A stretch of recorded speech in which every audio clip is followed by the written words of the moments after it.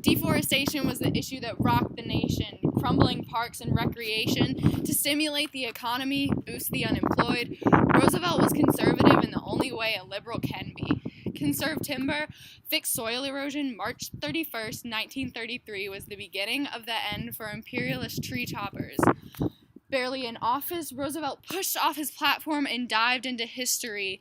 The public cheered in approval, tens all around for his first jump off the high dive. The Army moved from east to west, moving men and money to plant trees and build national parks. Roosevelt wiped the dust off of his mother's china bowl. Schooled young men, teaching 40,000 of them to read and write. The experience grew me up.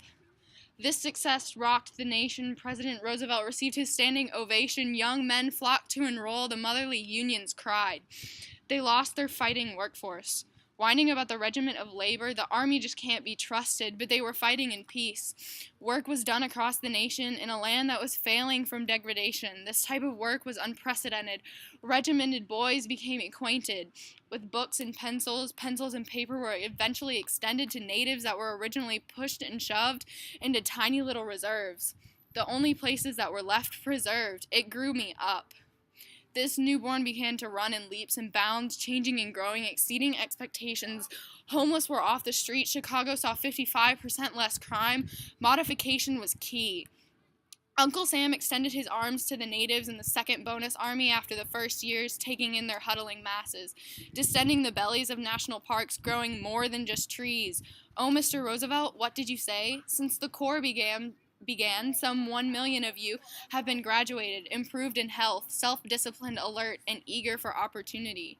Sing me your praises on high, idle no more, because more than parks were built, 'cause this program grew me up. The CCC was the most successful, but they weren't quite perfect. 1935 was the year of the problem. Policy bent, discrimination underwent. Oh, Mr. Fetchner, what did you say? Segregation is not discrimination. So they packed up their bags and became two pieces, but nothing was unfair to either. Same pay, same thing, same education, same opportunities. And that's not all. They weren't recognized for all their work, never given recognition for the conservation from those who initiated it in the first place. They didn't cause any aggravation. They conserved the land, fixed a disintegrating country. Roosevelt once stated, "The forests are the lungs of our land, which purify our air and give fresh strength to our people." The CCC did just that, but it wouldn't ignore their pleas, and near the end, a war came within. The FSA came to be, diminishing unemployment, stealing applicants and enrollees. The government limited funds. Focus shifted to the efforts of the war. Mothers still cried, whined, and sighed, and the CCC became undone. It was never really terminated, but the alumni was dedicated. Spun-offs were created, young people today reinstated, with the SCA, TCC, double MCC, WCC, BYCC, SCC. You can see all the difference they're making with their legacy. All over the country, welcoming to all, providing for all, the opportunity their grandfathers once had. The glory of making a difference. The responsibility to conserve the land of the past. National parks, highways, and places below. The beauty of the struggle.